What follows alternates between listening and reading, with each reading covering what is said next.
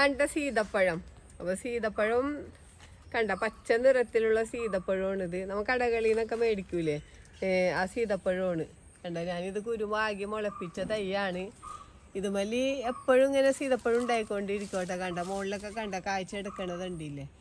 അപ്പോൾ ഇത് കുരു നട്ട് ഒരു 8 മാസം കൊണ്ട് തന്നെ കായ്ച്ചൊരു തൈയാണിത്.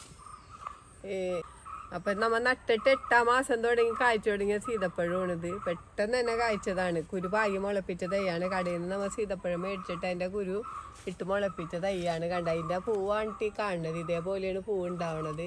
കണ്ട, ചെറിയ സീതപ്പഴം ഉണ്ടായി വന്നണ്ട. ഇത് ഇഷ്ടംപോലെ കായ്ക്കാൻ തുടങ്ങിക്കഴിഞ്ഞാൽ വലിയ പരിചരണമൊന്നും വേണ്ടാത്ത ഒരു ഫ്രൂട്ടാണ് സീതപ്പഴം. നമുക്ക് കഴിക്കാനും ടേസ്റ്റാണ്. പിന്നെ ഇത് കണ്ടുണ്ടായി കഴിയുമ്പോൾ പച്ച നിറത്തിലാണ്. പിന്നെ ഇതേപോലെ കണ്ട മൂത്ത് വരുമ്പോൾ ഇതേപോലെ ഒരു ക്രീം കളർ വരും.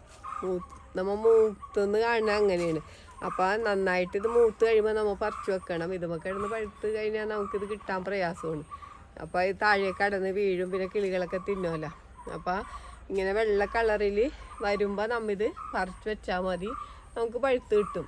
പിന്നെ തീരെ മൂക്കാത്തതൊന്നും പറിച്ച് വെക്കരുത് കേട്ടോ, പഴുത്ത് കേടായി പോവുള്ളൂ. ഇത് നല്ല മൂത്തത് വേണം പറിച്ച് വെക്കാനായിട്ട്.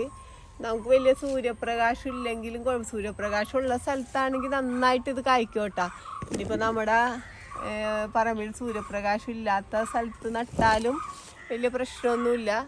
ഇങ്ങനെ പോട്ട് പോകുള്ളൂ. കണ്ട ഈ മരം കണ്ട, ഇത് ഇങ്ങനെ മുകളിലോട്ട് പോയിക്കണം. അപ്പോൾ നമുക്ക് സീതപ്പഴം പറിക്കാനൊക്കെ ബുദ്ധിമുട്ടാണ്. അപ്പോൾ എപ്പോഴും നല്ല വെയിലുള്ളോട്ട് നട്ടതിനാൽ കുറ്റിച്ചെടിയായിട്ട് നമുക്ക് വളർത്താം. നമ്മുടെ ആവശ്യത്തിന് സീതപ്പഴം കിട്ടുകയും ചെയ്യും. ഇതിപ്പോൾ തണലിൽ നിൽക്കണോണ്ടാണ് ഇതിങ്ങനെ ഉയരം വെച്ച് പോയേക്കണത്. എന്നാലും ഇതുപോലെ എപ്പോഴും സീതപ്പഴം ഉണ്ടാവും. പിന്നെ കണ്ട, ഇതിൻ്റെ ഇലകളൊക്കെ കണ്ടില്ല, ഇതേപോലെയാണ് ഇലകൾ ഇരിക്കണത്. പിന്നെ നമുക്ക് ഇതിൻ്റെ ലെയർ ചെയ്ത തൈ മേടിക്കാൻ കിട്ടും. പക്ഷെ ലെയർ ചെയ്ത തൈ ഒന്നും വേണമെന്നില്ല. നാടൻ കുരു പൊളിപ്പിച്ച തൈ തന്നെയാണ് എപ്പോഴും നല്ലത്. ഒരുപാട് വർഷം നിൽക്കുകയും ചെയ്യും, എപ്പോഴും ഫ്രൂട്ട് കായ്ക്കുകയും ചെയ്യും. അപ്പോൾ നമുക്കിത് കുറഞ്ഞ സ്ഥലം മതി. ഈ സീതപ്പഴം നട്ട് വളർത്താനും കുറഞ്ഞ സ്ഥലം മതി. കണ്ട, ഇതിപ്പോൾ നിൽക്കണേന്ന് വെച്ചാൽ എൻ്റെ ഫ്രൂട്ട് മരത്തിൻ്റെ ഒക്കെ ഇടയിലാണ് നിൽക്കണത്. എങ്കിൽ കൂടിയും കണ്ട നിറച്ച് കായ ഉണ്ടായിക്കണണ്ട. അപ്പോൾ ഈ സമയത്താണ് നന്നായിട്ട് ഫ്ലവർ ചെയ്യണതും കായ അധികം ഉണ്ടാവണത് ഈ സമയത്താണ്.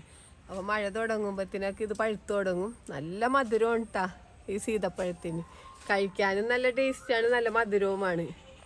അപ്പോൾ നമുക്ക് എളുപ്പത്തിൽ ഇപ്പോൾ നമ്മുടെ വീട്ടിലിപ്പോൾ കുറേ ഫ്രൂട്ട്സൊന്നും നമുക്ക് വെക്കാൻ പറ്റാത്ത ഫ്രൂട്ടുകളുണ്ട്. കുറേ ഫ്രൂട്ടൊക്കെ നമുക്ക് വെറുതെ കഴിക്കാനൊന്നും കൊള്ളില്ലാത്ത ഫ്രൂട്ട്. പക്ഷേ സീതപ്പഴമൊക്കെ നമ്മൾ വെച്ചുപിടിപ്പിക്കേണ്ട ഒരു ഫ്രൂട്ട് തന്നെയാണ്. നമുക്ക് കടകളിൽ നിന്ന് നമ്മൾ ഫ്രൂട്ട് മേടിച്ചിട്ട് ഒരു കുരു പാകി മുളപ്പിച്ചാൽ നമുക്ക് തൈ നട്ടു കൊടുക്കാം. പിന്നെ വർഷത്തിൽ എന്തെങ്കിലും 3 പ്രാവശ്യം നമ്മൾ വളം കൊടുക്കാറുണ്ട്. എല്ലുപൊടി, ചാണകപ്പൊടി, പിന്നെ ചാരമൊക്കെ കൂടെ മിക്സ് ചെയ്തിട്ട് അതിട്ട് കൊടുക്കുക. പിന്നെ വേറെ കീടങ്ങൾക്കായിട്ട് നമ്മൾ ഒന്നും സ്പ്രേ ചെയ്യാറില്ല. ഇത് വന്നേന്ന് വെച്ചാൽ മീലി ബഗ് ഇല്ലേ, അത് വരും ഈ കായമലക്ക.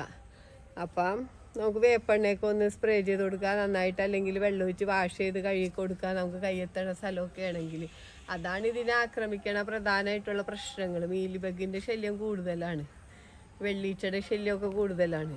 അല്ലാണ്ട് വേറെ പ്രത്യേകിച്ച് ഈ കായ്ച്ച അതേപോലെ പ്രശ്നങ്ങളൊന്നും വരില്ല.